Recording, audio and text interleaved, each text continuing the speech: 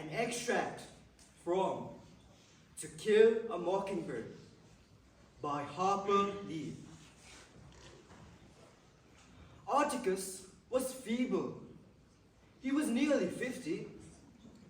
When Jem and I asked him why he was so old, he said he got started late, which we felt reflected upon his abilities and manliness. He was much older than the parents of our school contemporaries, and there was nothing Jem and I could say about him when our classmates said, "My father." Jem was football crazy. Atticus was never too tired to play keep away. But when Jem wanted to tackle him, Atticus would say, "I am too old for that, son." Our father didn't do anything. He worked in an office, not in a drugstore. Atticus didn't drive a dump truck for the country. He was not the sheriff. He did not work in a farm or in a garage or do anything that could possibly arouse the admiration of anyone. Besides that, he wore glasses. He was almost blind in his left eye. And said left eye was the tribal cause of the Finches.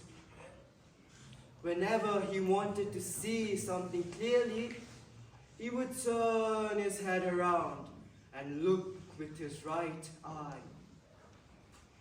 He did not do the things our schoolmate's father did. He never went hunting. He did not play poker or fish or drink or smoke. He sat in the living room and read. With all of these attributes, however, he would not stay as inconspicuous as we wished him to be. That year, the school buzzed with the talk of him defending Tom Robinson, none of which was complimentary.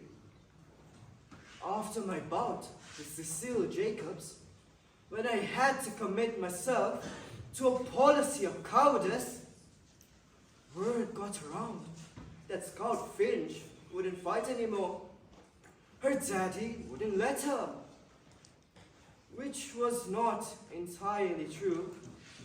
I wouldn't fight publicly for Atticus, but the family was private ground. I would fight anyone from a third cousin upwards, tooth and nail. Francis Hancock, for example, knew that. When he bought us our air rifles, Atticus didn't teach us how to shoot. Uncle Jack instructed us in the rudiments thereof.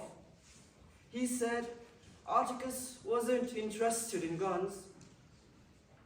One day, Atticus said to Jem, "I'd rather you shoot at tin cans in the backyard, but I know you'll go after birds. Shoot all the blue jays you want if you can hit them, but remember, it is a sin to kill a mockingbird." That was the only time Atticus said it was a sin to do something. And I asked Miss Maudie about it. "Your father's right," she said.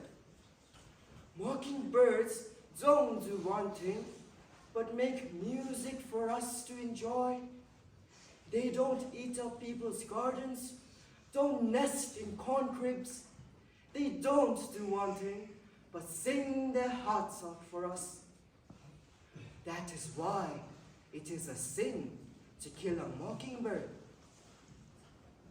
I went to the front yard and found Jem plugging away at tin cans, which seemed stupid with all the blue jays around.